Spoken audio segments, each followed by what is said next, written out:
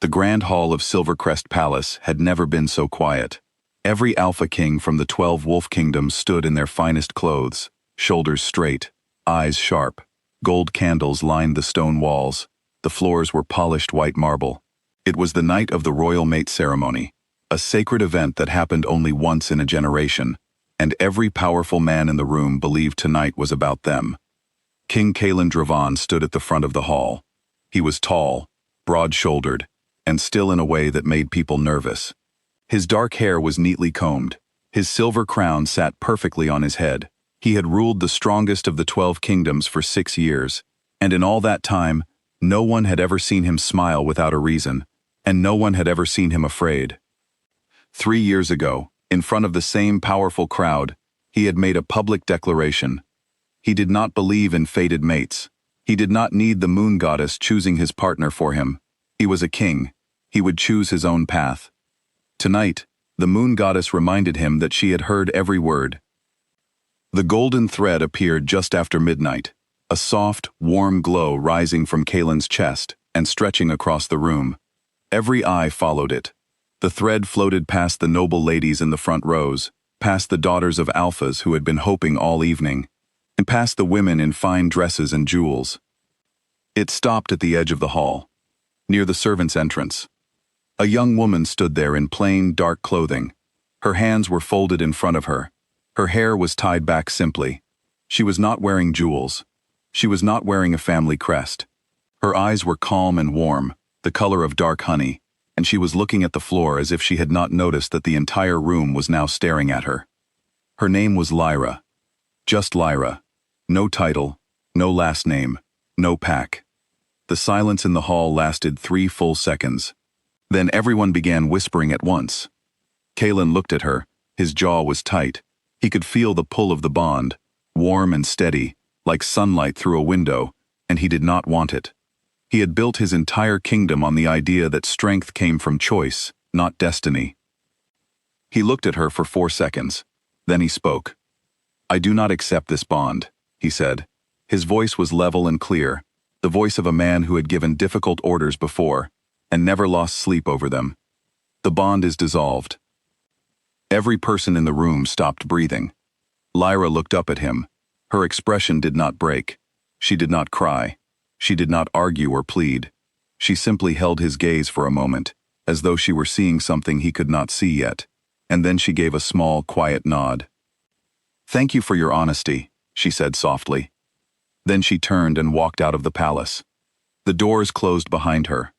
The ceremony resumed, awkwardly, and the kings of the 12 kingdoms told themselves they had witnessed a man of great discipline. Kaelin told himself the same thing, all the way back to his chambers, and then for several weeks after that. He was fine. He was always fine. Ronan, his beta, and the most loyal person he knew, came to him the morning after the ceremony, with worried eyes. Rejecting a fated mate before the full moon settles the bond, it carries consequences, Ronan said carefully. The old texts say, "I don't need the old texts," Kaelin said, and that was the end of the conversation. He threw himself into his work. He held court. He settled border disputes. He reviewed trade agreements.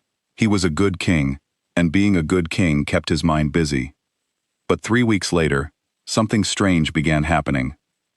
First, it was a pack in the eastern mountains. Their crops failed overnight, which should not have been possible in summer.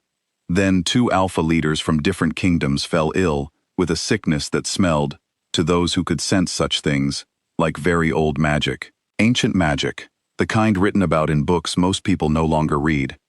The protective wards that surrounded the wolf kingdoms, invisible shields of power built centuries ago, began to weaken. Border wolves reported strange cold spots and shadows that moved without wind. The moon herself seemed dimmer on clear nights. Kaelin sent his best enforcer, a sharp and serious woman named Seraphine, to investigate. She traveled for 2 weeks. When she came back, she placed her report on his desk and then stood very still, waiting. He read it twice. A healer in the neutral territory of Ashen Ridge had cured one of the sick alphas, completely, in a single session. No known medicine worked that fast. No known healer had those abilities. The description in the report matched a young woman who had recently settled in a small cottage near the eastern edge of the territory. Plain clothes, dark hair, calm eyes. Kaelin rode to Ashen Ridge the next morning. He told no one where he was going. He found her at dusk. She was in a small garden outside the cottage, barefoot on the grass, holding a small silver fox in both hands. The fox had an injured leg and should have been frightened of a stranger, but it sat perfectly calm in her palms while she spoke to it in a low, gentle voice. She seemed completely at peace, as if the world and all its politics were very far away, and she had no interest in being pulled back into them. She heard him coming. She set the fox down slowly, let it limp away into the bushes, and then stood and turned to face him. "You came," she said. "I need information," he said. "I know." She brought him inside and made tea. She did not seem impressed by him, which was unusual. Most people stood differently in his presence. Straighter, stiffer, more careful with their words. Lyra simply moved around her small kitchen, as if he were a regular visitor who had dropped in on a quiet evening. They talked. Or rather, he asked questions, and she answered them in a way that gave him exactly what he needed, and somehow also made him feel that he had only scratched the surface. She spoke 7 dialects without thinking about it. She referenced ancient moon texts from memory, quoting passages word for word without reaching for a book.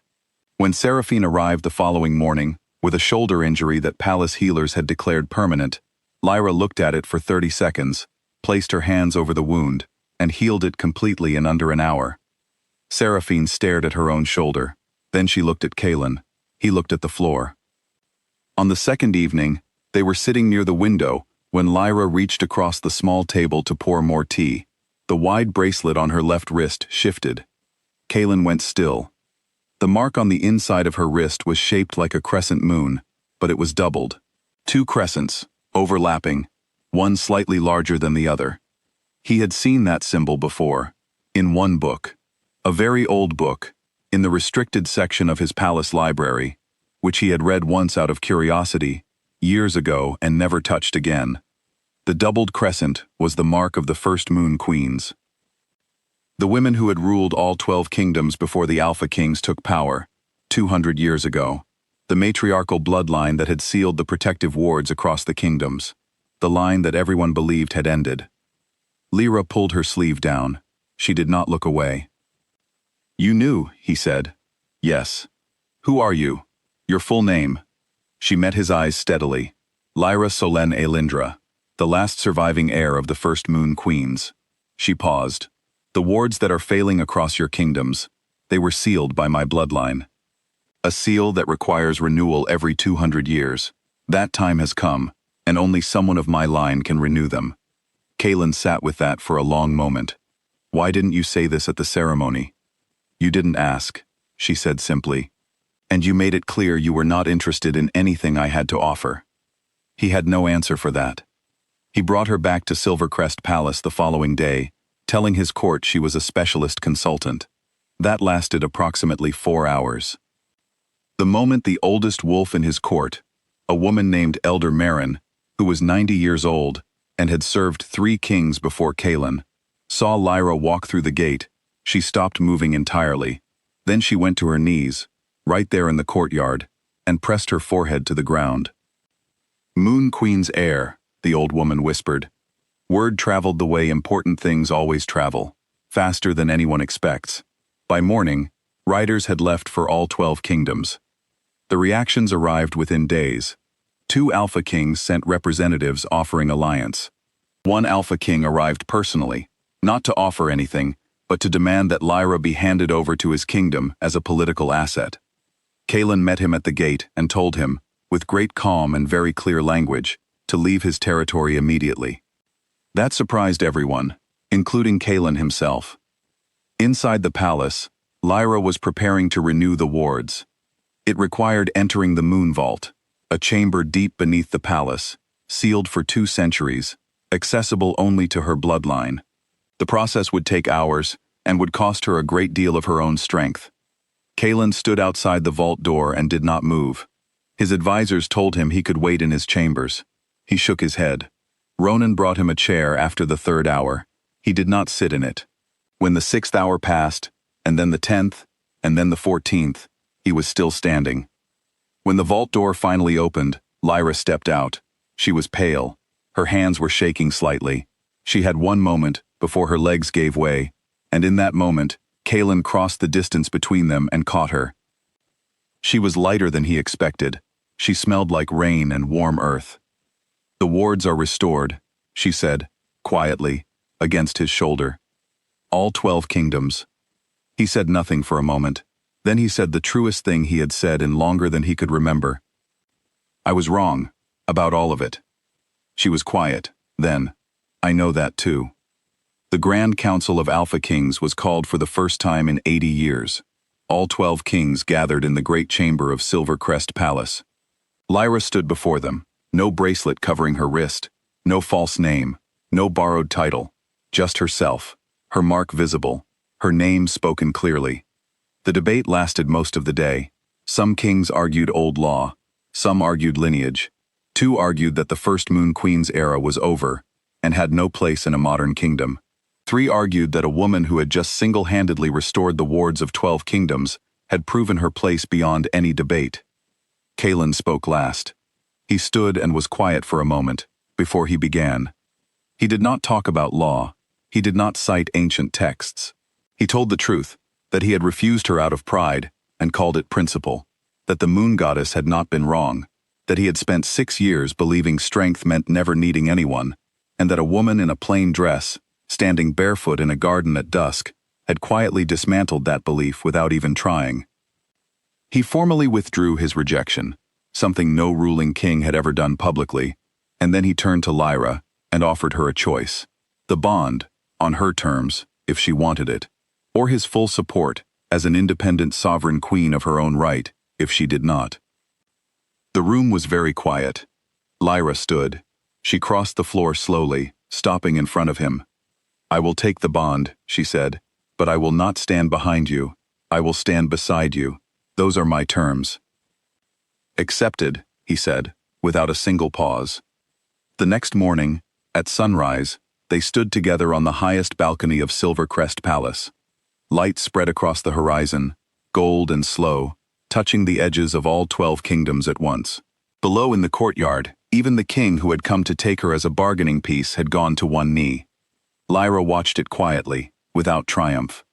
She had never needed the world to bow to know who she was. She had always known. She had simply waited for the right moment, and the right man, to stop arguing with the obvious. Kaelin stood beside her and watched her face instead of the sunrise. He had refused what the moon gave him. She had never needed his acceptance to be exactly who she was, and somehow, that was the whole story, and also the beginning of a much longer one.